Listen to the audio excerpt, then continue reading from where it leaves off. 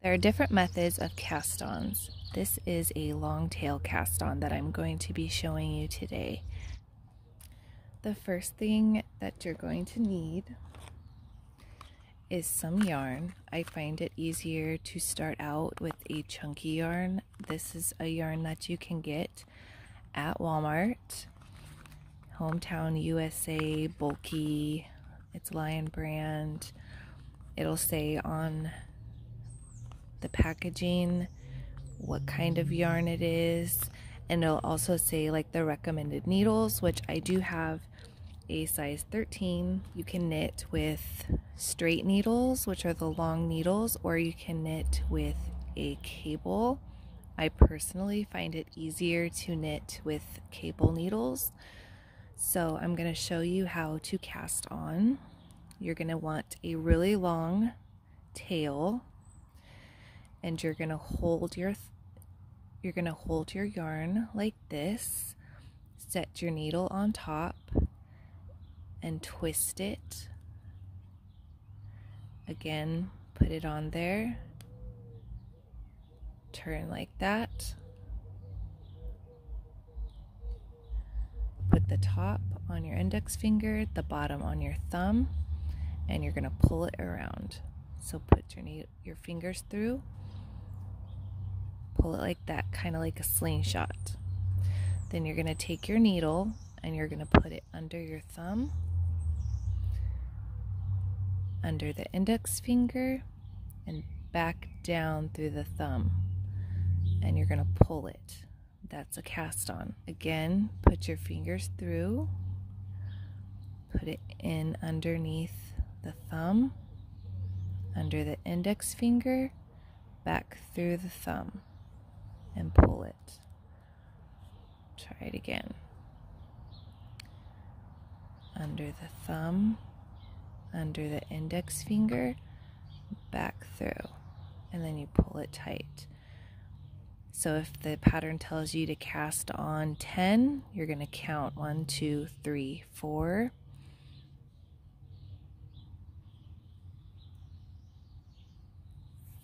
5.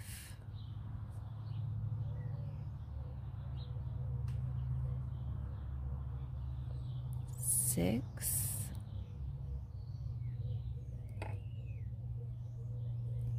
7.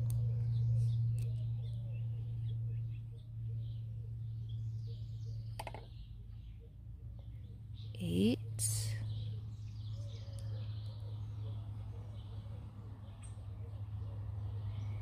9.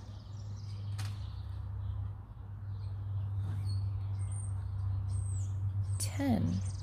So once you're finished, this is what it's going to look like. In order to start knitting, you're going to make sure that all of these little bumps are all facing the same way and that they're facing inwards. In order to get your yarn tensioned, you can wrap it around your finger and then put it around your index finger. It's up to you. There's different methods that you can hold it. Some people will hold their yarn in this hand. I personally find this is more comfortable for me. You can play around with different ways to see what's best for you. But to knit, you're going to put your needle through this stitch and then wrap counterclockwise, and then you're going to pull your needle down and slip that stitch off. Again, you're going to put your needle through this little loop here,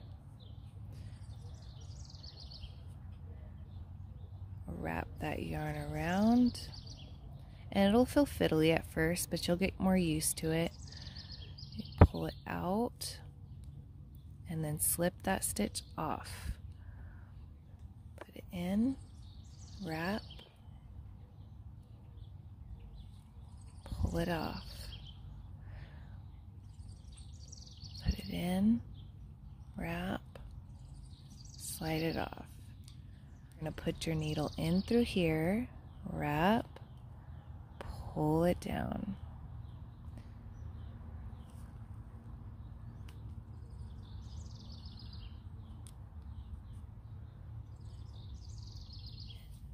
in there. And sometimes when you're first starting out, you need to hold that yarn around there. That's okay. You can hold it like that when you're pulling it through. To purl, you actually hold your yarn in the front and you put your needle down this way. Again, you're going to wrap it counterclockwise and then you're going to pull it through the loop this way. So put your needle down through that front of the leg of the stitch, wrap, and pull it off. Put it down through the stitch, wrap it counterclockwise, and then you can pull that stitch out. So you're going to put it down through the stitch, wrap it counterclockwise, and pull that stitch off. Down through the stitch, wrap, back up through the stitch, and pull it off.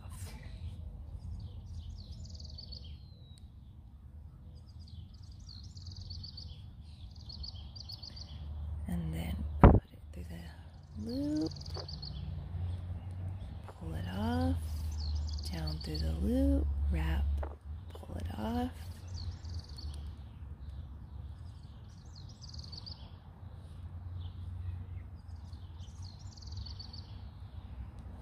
The knit stitches will look like a little V.